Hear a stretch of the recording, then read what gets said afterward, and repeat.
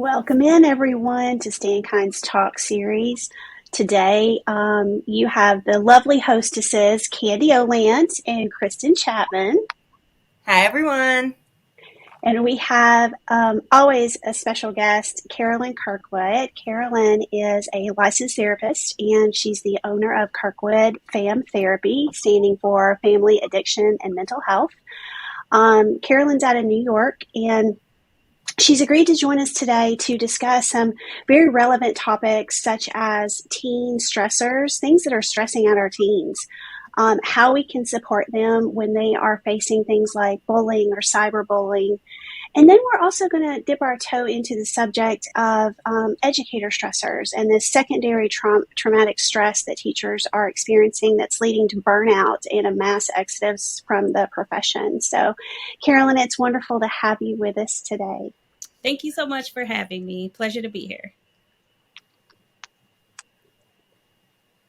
Carolyn, can you give our listeners just a little bit of your backstory, your education, how you got into this field?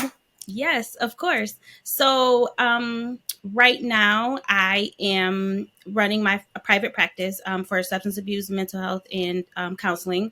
But I first got started, I used to be a teacher. So I first started my career as a teacher. Cool. I taught first grade. And I really loved working with the kids, but I loved even more supporting the parents.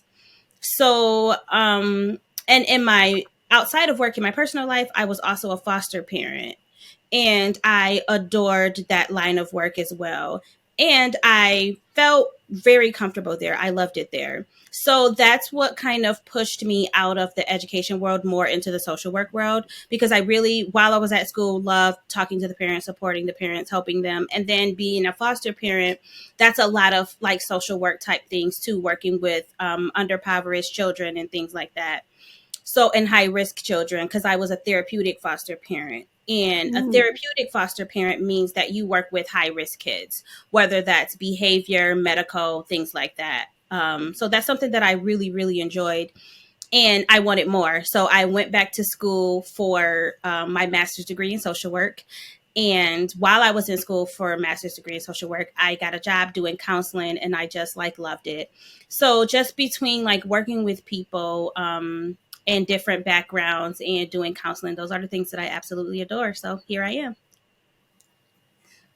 That's awesome. So we all have in common, we all used to be in education, and we have all left for the mental health space. Yep. Candy and I were both fourth grade teachers. Okay. Oh, wow. She left for the mental health space 2 years ago now, right, Candy? Mm-hmm. Right. And I just left. This is my first year not teaching since I got my teaching degree. Wow.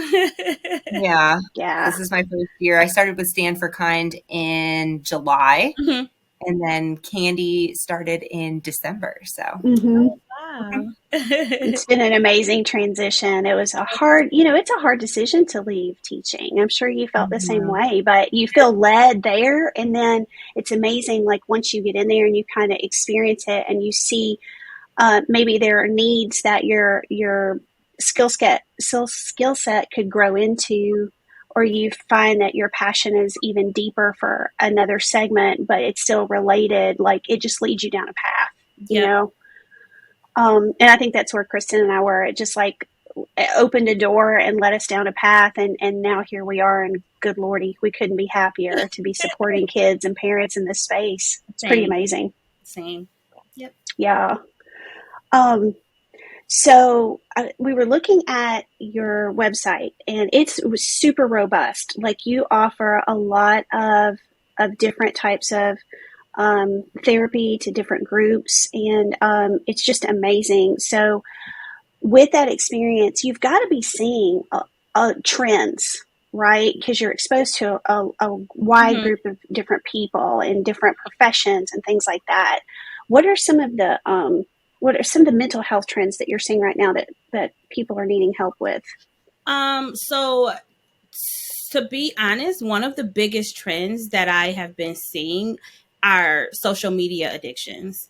Oh, wow. Yeah. Specifically TikTok. Yeah. I've had a ton of people coming in, people that I'm already currently working with, but people seeking out help for it. It is just something that I didn't even realize as a licensed clinician was a thing, you know? And I am seeing it more and more. Last week I saw 3 people specifically for TikTok. No Um, way. What's that look like, Carolyn? What's considered an so addiction to okay, TikTok? that's an awesome question. So in addiction, is anything that alters your state of mind and that consumes your day and your time, right? Mm. So you can be addicted to anything that alters your state of mind or that consumes your day and your time. So the way TikTok works is that it creates videos based on what you like or what you've watched. So if you ever click on a video, even if you click on it by accident and you watch that video, TikTok kind of monitors what you watch and what you like, and they keep sending more and more videos and more and more videos. And before you know it, you've been watching TikTok for 3 hours, and now you've missed the bus, and now you're late, and now you're, changing plans in your head. Well, I don't have to go to the grocery store today. I'll just go tomorrow. And then you're just kind of, consumed with this thing, whether it's a drug or TikTok or, things like that. Yeah. Yep. So, in addition to the social media addictions, a lot of the youth specifically are getting more into the drugs. Um, and the one big trend right now is fentanyl. And fentanyl is a silent nuisance because what children or people in general don't realize is that you think that you might be buying marijuana or another street drug, and that drug is laced or included with fentanyl. So, and fentanyl is deadly.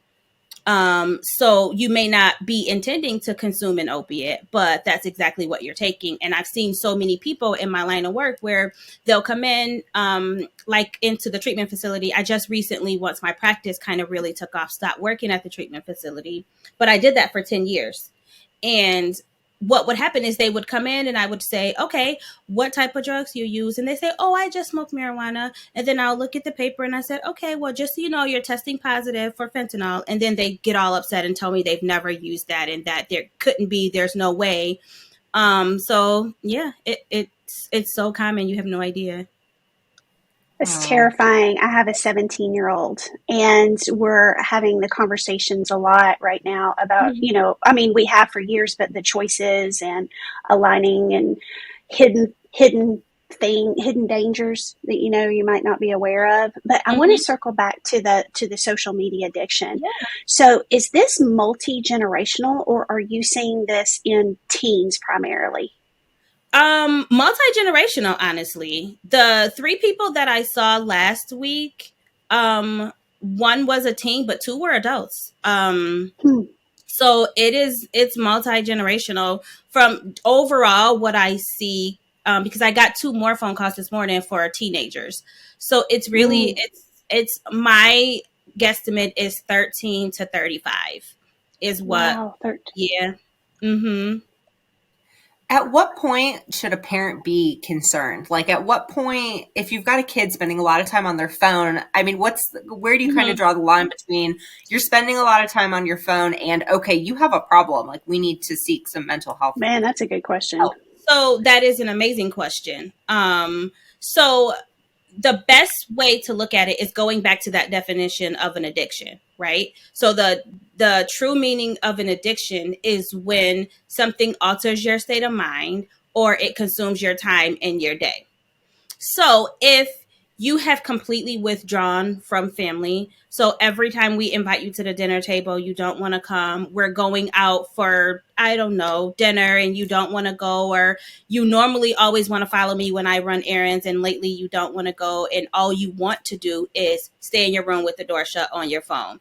That's Mm. probably something that you're struggling with disconnecting from. Or the moment you say, okay, go put your shoes on, meet me downstairs, and you go upstairs and they're in the phone. Um, and then you have to say, hey, it's time to go. I told you that. So it's things like that to pay attention to. Now, not to say that those aren't typical teenager behaviors, because they are, Hmm. but there's a Hmm. difference between, you it's not normal for a child to leave school on Friday and not leave the house until they leave school again on Monday because they just didn't want to leave the room and didn't want to put the phone down. You know what I mean?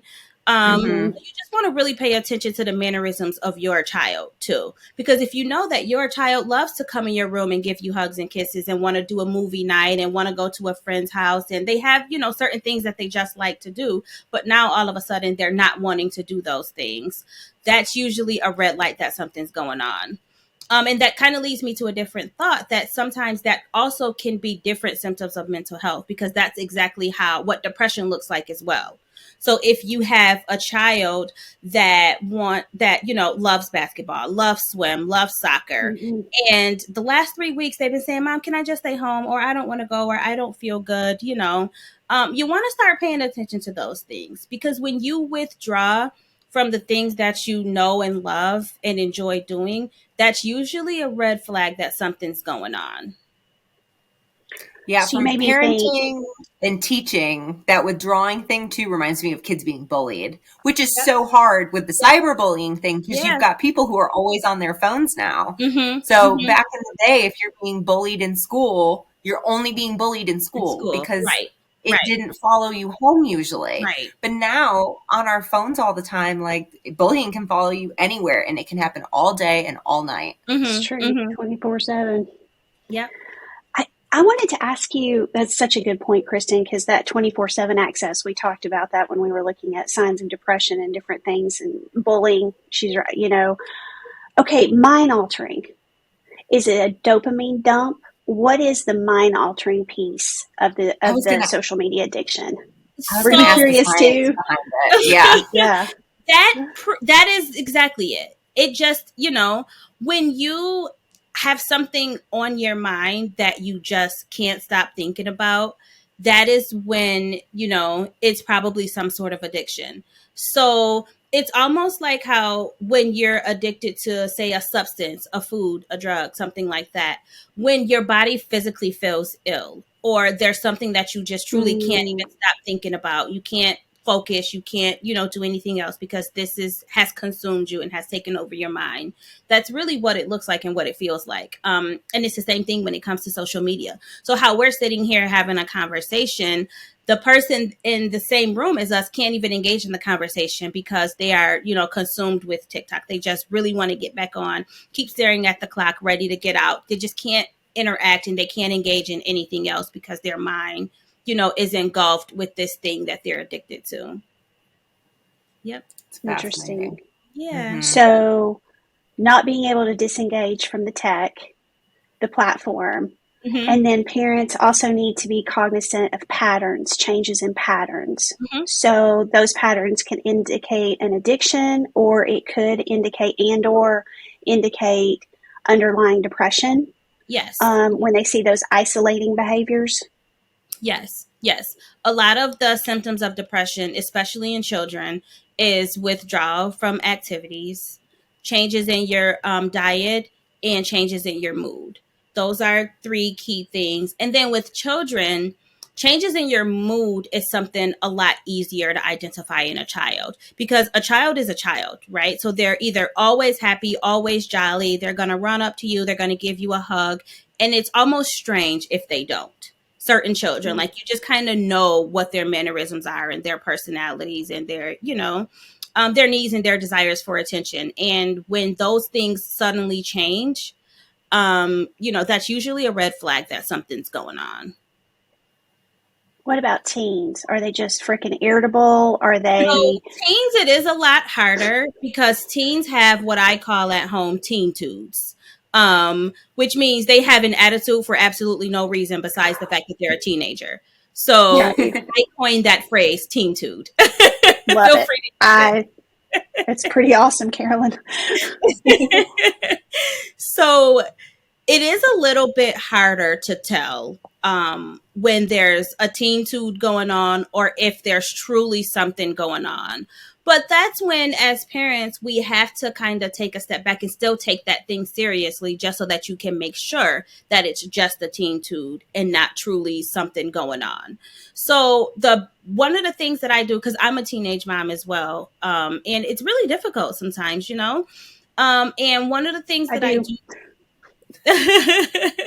one of the things that I love to do is I sit down with my daughter and we talk about everything.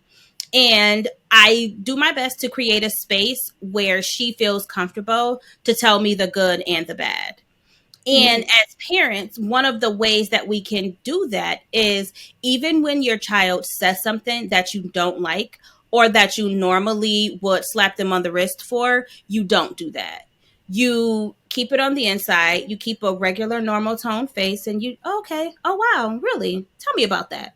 And you pretend like everything's normal. You go home and you scream in the pillow after the conversation. But in the moment, you got to control your facial expression, act like everything's completely normal, and then the child is going to be like, oh my gosh, I'm not in trouble. Okay, well then this is what really happened. Okay, I might as well tell you, and then they'll start to feel more comfortable and open up to you. Because for the most part, generally speaking, a child is only going to be dishonest when they fear getting in trouble.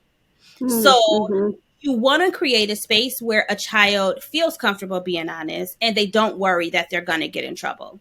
Um, so, you want to, and the best way to do that is you have to react with a not in trouble response and a not in trouble facial expression. And even when you are blown off your seat, your face can't show it. So even when you're Mm-hmm. strapped in a pod and you're just, your face has to be completely normal. And as a therapist, it's a natural mannerism of mine. I have a perfect flat affect. Because when people say things, they want you to, receive them and they want to feel comfortable. So it's just something that you should really, as parents, we should practice more and work better at, because it's almost like when you're talking to a friend. When your friend tells you something completely ridiculous, you don't normally react. You're usually just like, oh, girl, you crazy, and you just kind of like let that go. So you have to try to practice those same mannerisms when you're dealing with your children so that they feel comfortable, just like your friend does, to come and tell you when they've done something or when they're You going. got to work on your poker face, is what Yes. we used to call Yes. it. That flat affect equals poker face. Yes, absolutely. Yeah. And one thing I've learned a lot having a teenager, but that also like that judgment free zone Mm-hmm. Yes. is I have found he's more likely to share things that are going on internally and externally, like with his friends. Now, I don't ask him to disclose names or anything like that, but he has come to me a couple of times and said, my friend is going through XYZ. How can I help them? And so we'll sit down and kind of like talk it out. Now, sometimes it's been, this friend attempted suicide or Mm-hmm. this friend is involved with drugs and I'm worried about them. And so rather, like back in the day, my mom would have flipped out, well, you're never seeing that person Exactly. again, or you're not calling, blah, blah, blah. Same. Yeah, like completely like, okay, that's not where I was Mm-hmm. going, Mom. I was trying Mm-hmm. to figure out how to navigate this, and like Yeah. whatever and support my friend. And so And now really you, stepping as a back. child, knew to never tell mom ever again, right? So that you're not put in that place, and now you're internalizing all of these feelings because the stuff is still going to happen. You just now don't have a safe space to be able to let that stuff out. So that's a Yeah. perfect example of what I mean. One of the new like terms that the kids use is TEA, like hot tea, right? Mm-hmm. And tea Mm-hmm. just basically means like the gossip or the latest news. So Mm-hmm. one of my things with my daughter is every day when I pick her up from school, she get in the car and I say, hey, how was your day? What's tea, girl? Who's dating who? So I say it so that she feels comfortable, just kind of telling me everything that's going on at school. So this morning, the tea was that someone was caught in the bathroom, inhaling cocaine. So when she told me that, I was able to kind of talk to her about it and, see how she was feeling and if she's ever, been exposed to it or if she was ever offered it and things like that. So it kind of opened the door for us to be able to talk about those things because I'm not sure that she would have in any other, in any other space. So, yeah. Sure. It's great you guys have that relationship too. I think that's so important, that trusted adult kind of space for sure. Yeah, Kristen, did you great have anything advice. else you wanted to add to that piece or anything you wanted to ask? Yeah, I have a question just because I know that there's going to be parents listening saying like, well, I can't be my kid's best friend. I'm supposed to be the parent. I'm supposed to be the one, the authoritarian. Like I'm supposed to be the one in charge. What do you say to that? So that is a great question. So I'm not necessarily advocating for you to be friends with your child, but you want to choose your battles, right? You Mm-hmm. want to create a space to where the child still feels comfortable talking to you and confiding in you. But you're still very much expected to establish boundaries, establish rules, things like that, that the child needs to abide by. But you also want to create a space where they're feeling comfortable talking to you when things, are serious and they really need somebody to lean on and somebody to talk to. So, ways to do that is like if they did say something that you really wanted to come back to, maybe come back to it later. So like in the moment, how when Candy was saying like, mom would instantly react and just say, okay, you're never hanging out with Buddy ever Mm-hmm. again, right? Mm-hmm. You would let that moment pass. And then maybe tomorrow, 2 or 3 days later, hey, how's your friend doing? Do you think it's a good idea to still hang out with him? What if we didn't? Or what if we, and then come up with some different ways, Mm-hmm. and then being open minded too, because instead of ripping them away from that friend, you never know that your child might be encouraging them to like, okay, what if we don't do that? What if we do this instead? Or, things like that. So your child might actually be that safe space for that other kid too. You never know. So you might be ripping that away from that other child who really uses your child as a support. That's Mm-hmm. So, true. yeah. And it's kind of naive to think that your child's never going to want to experiment or make a choice that maybe we consider as a poor choice or an unsafe choice. And one thing I talked to Trevor about is it doesn't have to be what defines you for the rest of your life.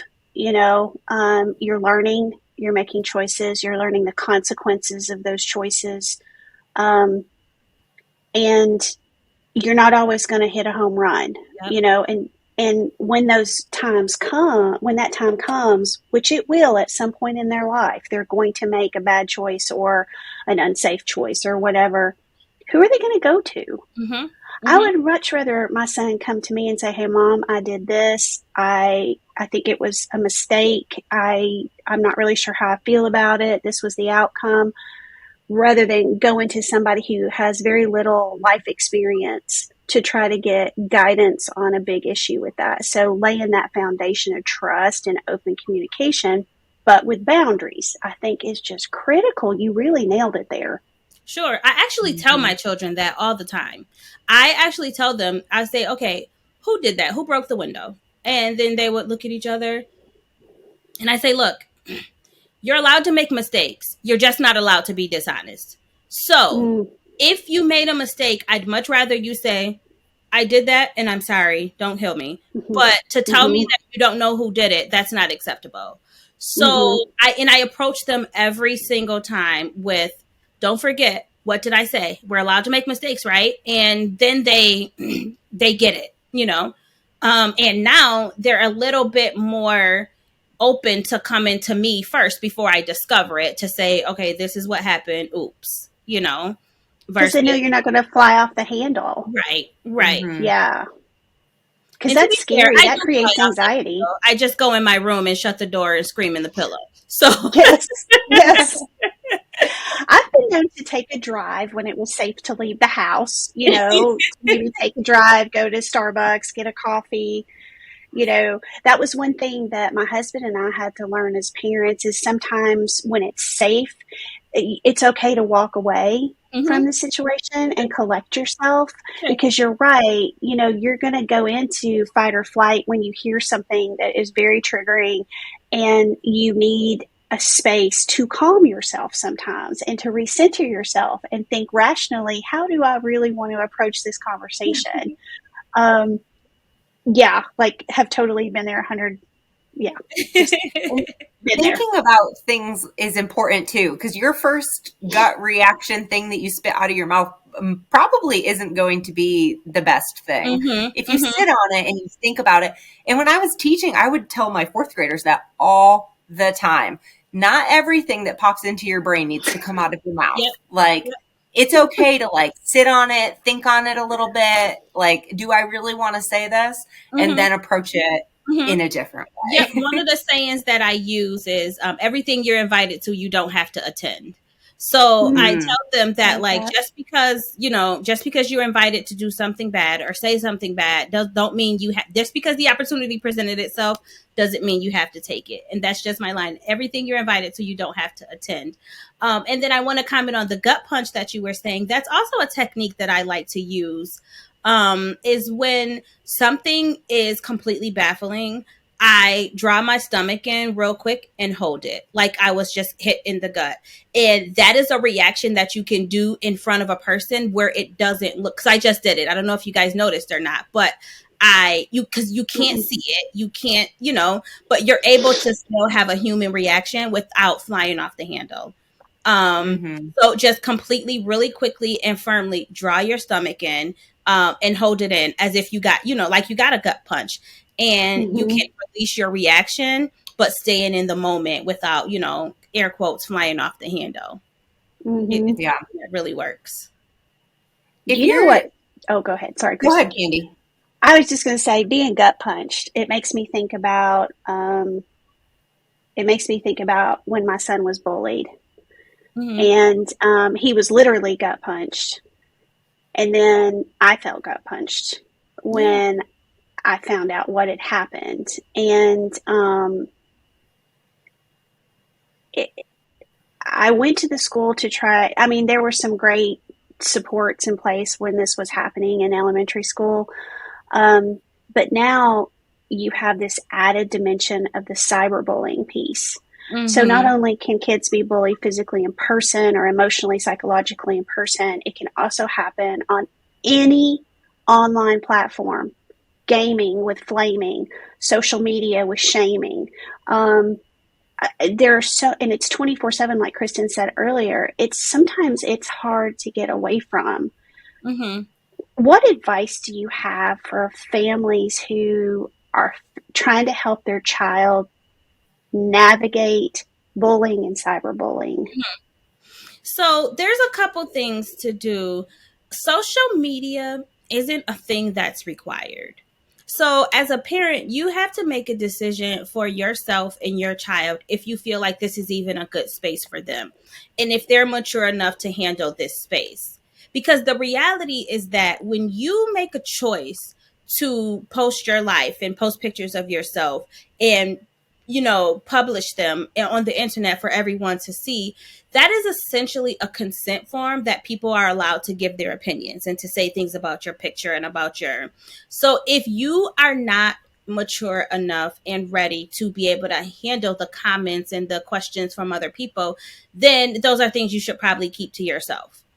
So you want to be cautious of the things that you post and the things that you share with the world, because that is essentially a public consent form for other people's Mm-hmm. thoughts and opinions, right? Mm-hmm. So Yeah. hmm that's the first thing. So you want to make sure that you're cautious of that.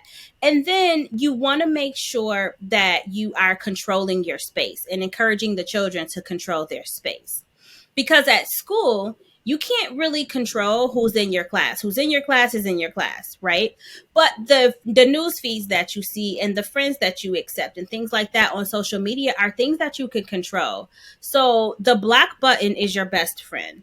And the moment that Mm-hmm. you feel unsafe in a space, you immediately disconnect yourself from that person. You unfollow them and you block them. So that way you are disconnected. And it's a lot less likely that you'll even see what they're saying, what they're posting, what they're doing. The thing is, it's really difficult for children to do that. So as adults, we have to be mindful of that and making sure, like when the kids are saying, oh, this kid is being to be, this kid is this. And you know how as parents we say, well, stay away from that kid. And if they come near you, you tell the teacher, or just make sure you stay away. So they do that at school, but they also need to be doing that at home. There's no reason for you to be connected on social media with a person, that you're not really good friends with and that you're not in a healthy space with, because it just provides an unhealthy atmosphere for you when it comes to social media and cyberbullying. So those are just a couple of things that, really want to keep in mind when it comes to that. What about the schools? What role do they play or should they play in supporting the family through that situation?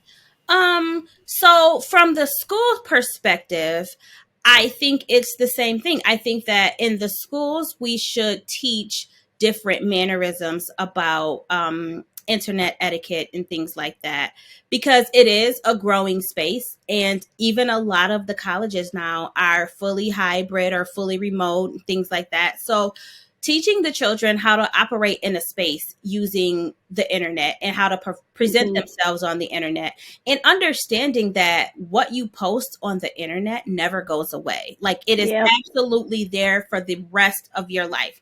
And a lot of Yep. children don't understand that. They really don't. They think that they can post it and delete it and it goes away. And that's not how it really works. So, as Nope. educators, those are things that we should really focus on, teaching them professional ways to present yourself on the internet, understanding that the internet sometimes can be a reflection of your resume, because jobs, schools, all types of people look you up on social media. So teaching children that how all of that stuff works and how to present themselves, in a decent manner on the internet, are ways that as educators we can also help. It's great advice.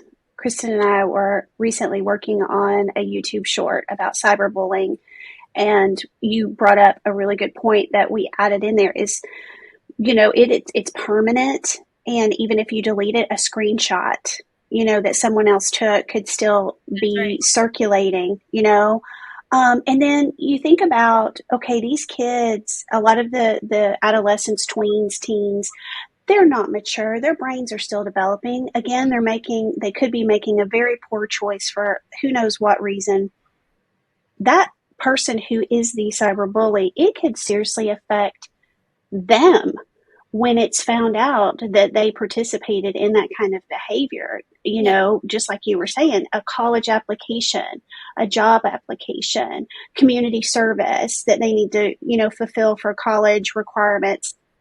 If people find that out, it may reflect poorly on their character.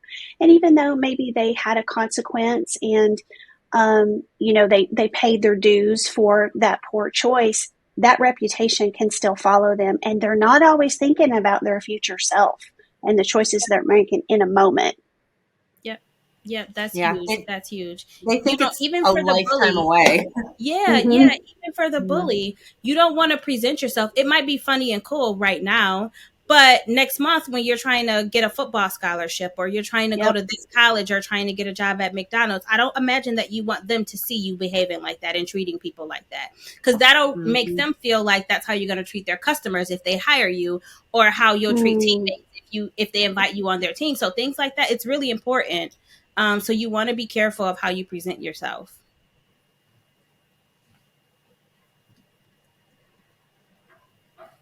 What What what potential like long-term effects do you see of bullying?